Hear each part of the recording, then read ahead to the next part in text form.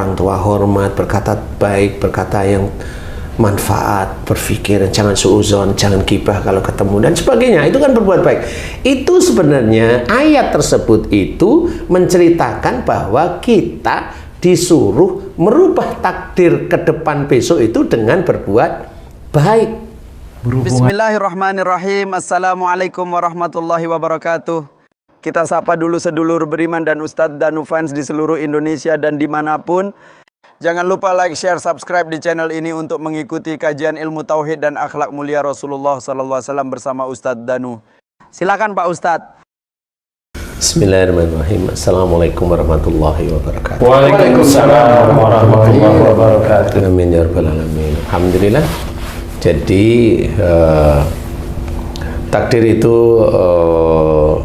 banyak diceritakan bahwa ada takdir harian, ada takdir mingguan, ada takdir bulan, tahun, ada itu istilahnya yang banyak diketahui oleh saudara-saudara kita. Tapi tahu nggak takdir yang datang harian itu dari mana? Nah, dari mana datang takdir yang datang mingguan itu dari mana? Nah, takdir yang datang itu mengenai kita ya. ya. Bulanan, tahunan itu dari mana? Nah, banyak saudara kita itu tidak tahu, tidak paham lah ya, tidak paham. Sebenarnya takdir harian itu datang pada hari ini itu insya Allah sebabnya itu dari berapa hari atau berapa minggu atau berapa bulan atau berapa tahun dulu. Jadi dikumpulkan apa yang akan terjadi pada seseorang itu dimunculkan di hari itu bisa. Mulainya itu sejak manusia itu bagaimana itu Pak Ustaz? Sejak manusia itu dihitung amal baik dan amal buruk. Akhil balik. Akhil balik istilahnya. Kalau sebelum akhil balik jadi gimana Ustaz? Ya, kalau sebelum akhil balik itu kan si anak itu mempunyai dua sifat dari ayah dan ibunya. Jadi dia nanti si anak itu akan memilih, dia akan memilih ke arah mana. Nah, di titik itulah sebenarnya takdir itu akan berusaha dirubah oleh orang tuanya. Umpamanya kalau orang tuanya itu Islami, anaknya disekolahkan di pesantren, sekolah Islam atau sekolah ke Timur Tengah atau ke Madinah atau ke Arab atau ke Lebanon atau ke Mesir. Itu kan mencoba untuk merubah takdir. Nah, tetapi yang paling ringan kita ketahui itu seperti ini. Jadi kalau kamu menyatu, saya pensiun, apakah itu takdir? Iya, itu takdir. Karena sudah terjadi Karena pensiun. sudah terjadi pensiun. Oke. Kemudian kalau kamu menginginkan, kamu ingin jadi direktur utama, bisa nggak? Loh, persoalannya bukan bisa atau enggak. Atribut atau alat atau komponen untuk menjadi kamu direktur utama itu ada enggak? Oh. Umpama direktur utama dari jenjang karirmu, umpamanya, bisa nggak kamu? Satu, dilihat sejak dari kapro, kamu nyakitin hati atasanmu nggak? Nah, itu kan nggak tahu ya Pak Lah Ustaz. iya. Karena kalau kamu kapro berhenti, malah turun-turunnya jadi vice. Ya. Berarti kamu kan diturunkan di titik itu. Berarti atasanmu kurang Setuju. kurang suka, bukan kurang setuju. Karena beda atasan, beda anu Pak Ustaz. perlakuan. Perlakuan Oke. gitu. Sekarang ya. dari vice kamu jadi kapro lagi ndak? Nggak. Ya sudah. Terakhir itu. Iya. Nah, di titik itu berarti rata-rata kita ambil rata-rata, berarti atasanmu itu kurang suka dengan kamu. Jadi atributnya itu. Lalu dari sisi karier, ya, dari sisi karier. Tapi kalau dari sisi politik, apa yang kamu ikuti dari politik yang kamu pegang? Nggak ada. Nah, kalau nggak ada, dari sisi politik kamu nggak bisa jadi dirut. Oh, itu bahan-bahan untuk, berarti apakah bisa nanti dijadikan takdir tahunan gitu kira-kira mulai sekarang nih gitu. Iya, kamu itu kalau berangan-angan boleh. Kan tadi saya cerita, saya tanya sama kamu. Iya. Ustadz, kalau saya mau ke Jogja, kira-kira 6 jam, 7 jam bisa sampai nggak Jogja? Saya jawabnya itu ringan. mikir saya, kamu naik kendaraan, ya insya Allah bisa kan gitu. Tapi saya berangkang, lah kan nggak ketemu atribut untuk sampai 6 jam sampai 8 jam nggak ada. Lah kalau saya kan jadi, loh kan nggak bisa. Berarti hal yang nggak masuk akal itu maksudnya. Ya kan ngerti, maksud saya adalah saya kan tadi udah nerangin atribut atau alat untuk menjadikan kamu direktur utama itu punya ndak kan gitu.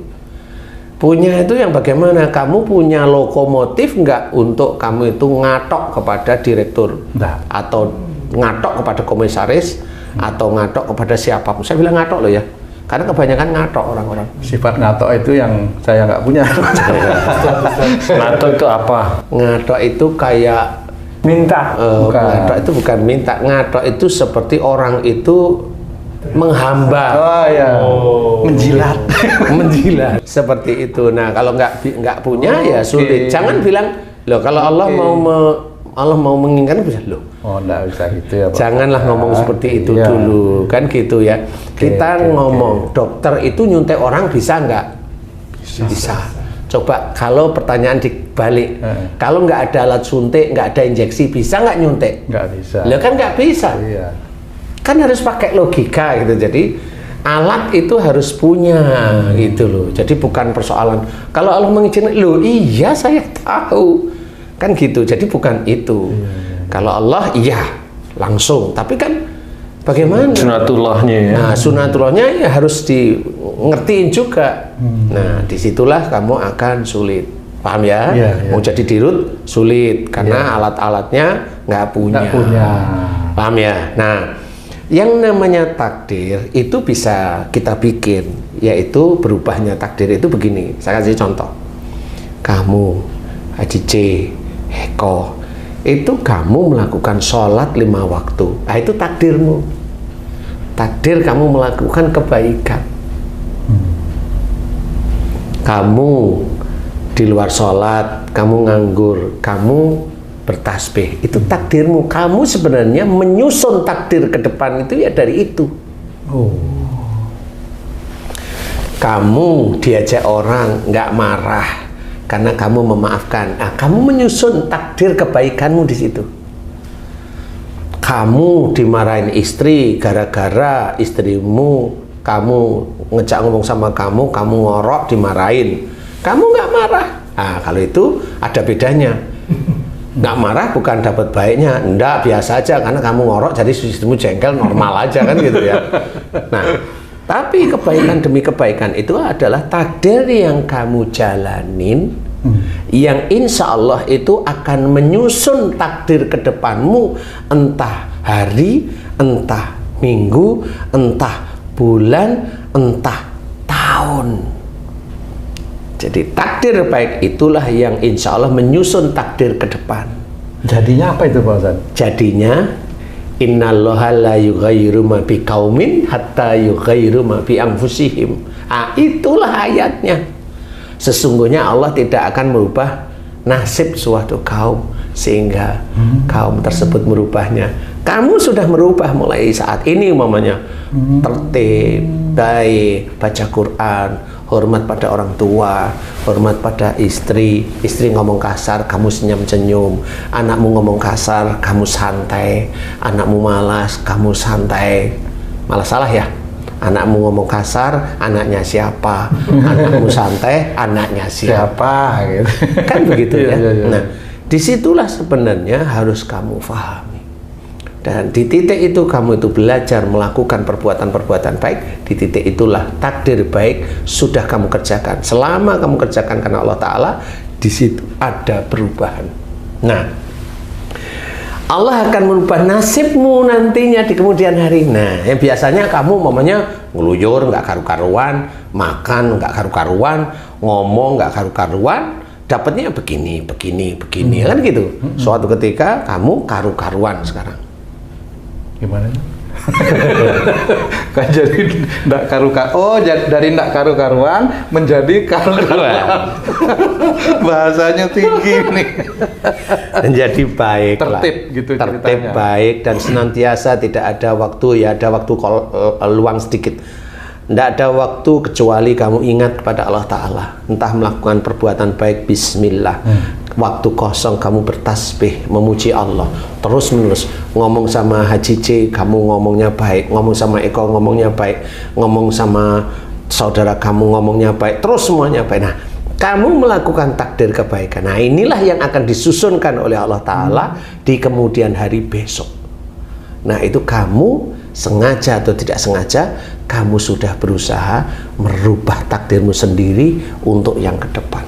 Berarti Ustadz, merubah takdir itu harus tetap di jalan Allah yang Allah ridhoi, tidak mencuri, tidak korupsi, dan lain-lain.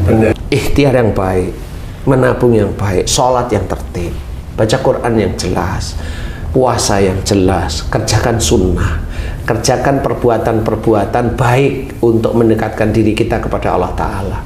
Seperti itu. Nah, di titik itulah kita merubah. Kita itu sebenarnya bukan merubah di titik itu. Kita mentakdirkan diri kita melakukan takdir-takdir baik yang insya Allah akan merubah takdir nanti di masa depannya. Insya Allah seperti itu. Mencekolahkan anak kita, ya mulai tahulah pengetahuan. Kan begitu. Kalau tidak disekolahkan, ya mau plong-plong, kan begitu. Nah, itu kan sama, menyekolahkan itu takdir, tapi duniawi ya.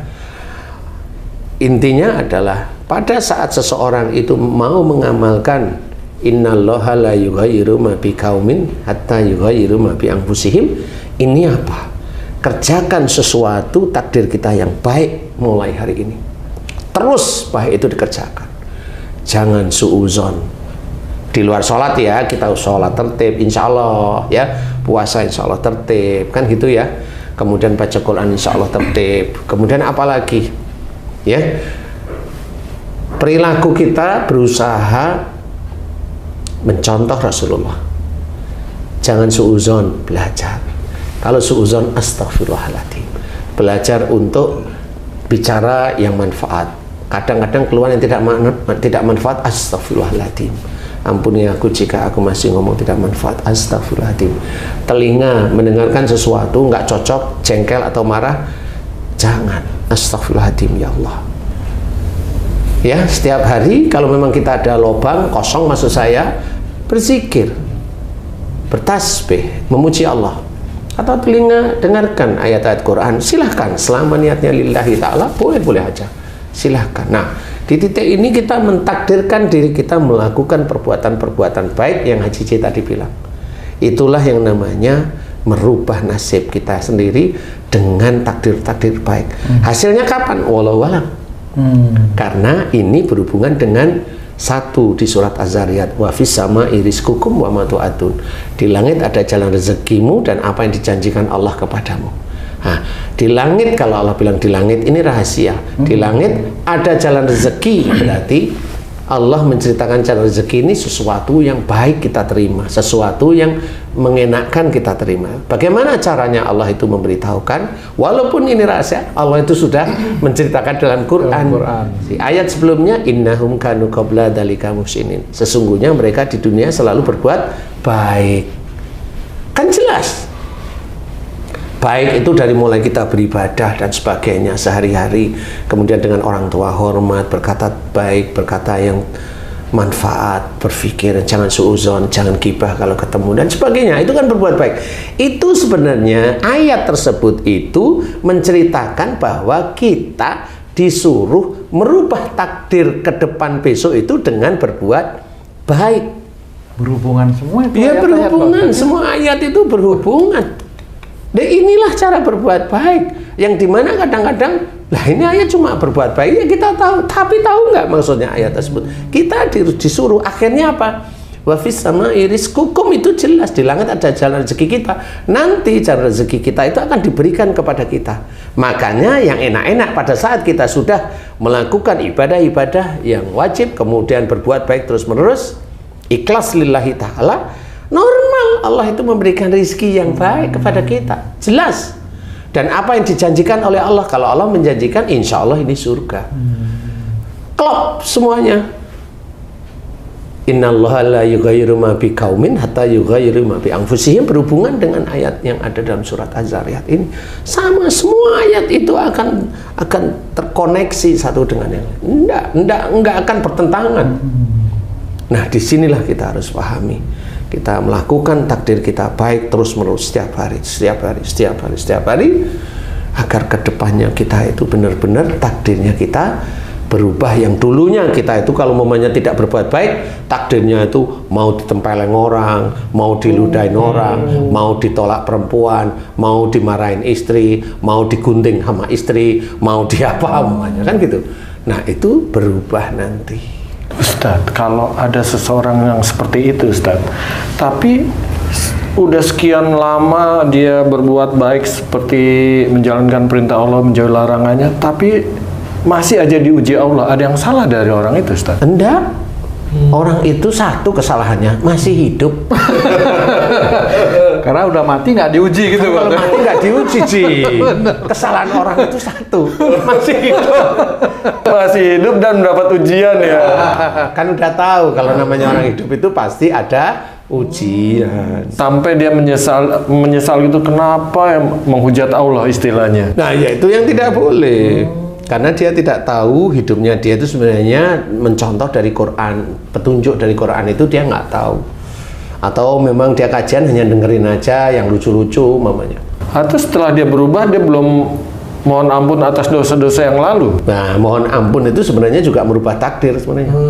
Mohon ampun itu merubah takdir, bersyukur itu merubah takdir, bertasbih itu merubah takdir, memuji Allah pun merubah takdir sebenarnya. Gitu ya. Kalau ujian itu apa takdir juga, Pak Ustaz? Ujian itu kan sesuatu yang harus kamu kerjain. Jalan untuk merubah takdir itu, Pak Ustaz ya. Kalau baik itu maksud saya. Sebenarnya ujian itu insya Allah fungsinya untuk meningkatkan iman. Kalau lulus. Beda dengan takdir ya, beda dengan takdir lagi nih ya, Pak ya, Ustaz, ya. Saat ini takdirmu baru dapat ujian, kan gitu. Oh iya.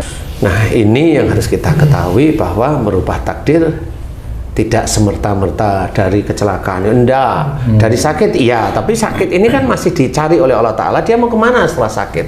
Kalau takdirnya dia nggak mohon ampun, boleh dia ke dokter, silahkan, tapi kan tidak masuk ke dalam yang syar'i.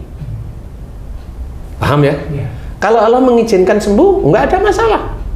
Tapi kalau sakit itu diambil dari wa ma asabakum min musibatin fa bima kasabat aydikum, apa saja musibah yang kau terima termasuk sakit atau musibah apapun disebabkan dari buah tanganmu sendiri. Nah, di titik itulah kalau dia tahu bahwa itu dari perbuatan dosanya, kesalahan-salahnya, kalau dia langsung ke dokter, kan kesalahannya belum dimohonkan ampunan kepada Allah Ta'ala. Berarti kesalahan dan dosa-dosanya masih tercatat rapi di catatan malaikat atid, insya Allah, ya insya Allah, walau alam. Jadi di titik itulah kita harus pahami. Nah, kalau kita mau kembali dalam syariat Islam, ya mohon ampun, sudah dijelaskan banyak ayat. Ya mohon ampun atas dosa-dosanya. Nah, di titik mohon ampun inilah, ya jangan terus mintanya mohon ampun baru sekali atau sehari atau seminggu, maunya langsung kelar padahal penyakitnya kanker, kan repot. Kan seperti itu. Nah, disinilah harus difahami bahwa Allah menetapkan takdirnya kena kanker itu karena apa? Karena dosa-dosa masa lalu yang sekian tahun. Jadi kalau mohon ampun seminggu, ya memang keinginan mau sembuh, ya saya tahu, tapi belajarlah paham seperti itu. Wong dari Jakarta ke Surabaya naik kendaraan itu berapa? 12 jam umpama loh ya, 12 jam. Masa mau dari Surabaya balik lagi ke Jakarta mintanya kok 1 menit, itu kan lucu. Kan begitu cara berpikirnya yang logis itu, ya begitu itu. Jadi tetap tanamkan bahwa kita melakukan kebaikan itu adalah takdir baik yang kita tanamkan, yang akan menjadi pahala di hadapan Allah Ta'ala. Niatkan cuma satu, lillahi ta'ala. Jangan niatkan untuk duniawi, tidak usah. Nanti Allah yang akan mengatur takdir kita. Allah akan mengatur takdir kita. Kalau memang kita itu dilihat oleh Allah Ta'ala amanah, insya Allah ya Allah akan menggiring rezeki kita itu bisa ditambah karena insya Allah amanah. Kalau memang dilihat tidak amanah, paling tidak disehatkan keluarganya, nanti dicukupkan hartanya, dicukupkan oleh Allah Ta'ala yang dia sebenarnya tidak kekurangan tapi dicukupkan. Walaupun dia itu pensiun, nanti anaknya nggak taunya tiap bulan ngasih, itu kan tetap dicukupkan namanya oleh Allah Ta'ala melalui anak, wasilahnya anaknya. Tetapi begitulah cara Allah Ta'ala. Jadi kita harus benar-benar fahami hidup beneran. Syariat Islam banyak sudah, guru-guru yang pandai, ustadz-ustadz yang pandai banyak. Coba kita telaah bagaimana beliau itu memberikan gambaran untuk bagaimana merubah takdir. Harus difahami takdir itu insya Allah seperti itu. Jadi takdir hari ini bisa aja sebenarnya dari perilaku kita dahulu. Takdir minggu ini bisa aja dari perilaku kita dulu. Takdir bulan bisa dari dulu. Takdir tahun bisa dulu. Ini yang tidak enak loh ya. Kalau takdir kita baik, semuanya dari Allah Ta'ala. Bukan dari kebaikan kita dulu. Nggak usah, stop, berhenti, jangan bicara seperti itu. Karena kamu lagi muncul setan sombong di dalam diri kamu. Enggak. Semua kebaikan itu datangnya dari Allah, bukan dari kamu. Karena kita harus ingat, ma sabaka min hasanati fa minallah. Dan apa saja nikmat kebaikan yang kau terima itu dari sisi Allah, jangan diaku-aku. Kamu sekarang sukses karena dulu saya begini lewat mana Allahnya, nggak ada. Dan banyak yang di YouTube itu yang begitu-begitu. Itulah orang sombong baru ngomong di depan kamera. Jadi dia memperlihatkan bahwa dialah Tuhan. Dia nggak punya Tuhan, dia nggak punya Allah. Dialah Tuhan. Loh kan dia sholat, kan dia ngomong tentang masa lalu dan dia berhasil, itu kan dia omongin masalah dia, bukan masalah Allah. Padahal kaki Allah yang punya, tangan Allah yang punya. Itu yang begitu biasanya hancurnya di akhirat apa di dunia juga hancur bisa? Walau alam tetepan. Karena saya bukan malaikat yang tanya, nggak perlulah lihat hancur-hancuran penuh. Ya. Mudah-mudahan ini manfaat bagi saudara-saudara yang lain, bagaimana kita mengetahui takdir. Dan kalau sudah mulai paham, ayo kita bikin takdir baik di hadapan Allah Ta'ala. Ini ada satu lillahi ta'ala. Nah insya Allah mudah-mudahan kedepannya, entah seminggu, sebulan, setahun, atau beberapa tahun ke depan, takdir-takdir yang diberikan oleh Allah kepada kita adalah sesuatu yang memang rezeki baik aja. Dan kalau itu sudah baik, nggak usah kita aku-aku itu dari kita. Kita hanya sekedar mengerjakan perbuatan-perbuatan baik yang Allah izinkan dan Allah ridho. Mudah-mudahan bermanfaat. Wallahu a'lam.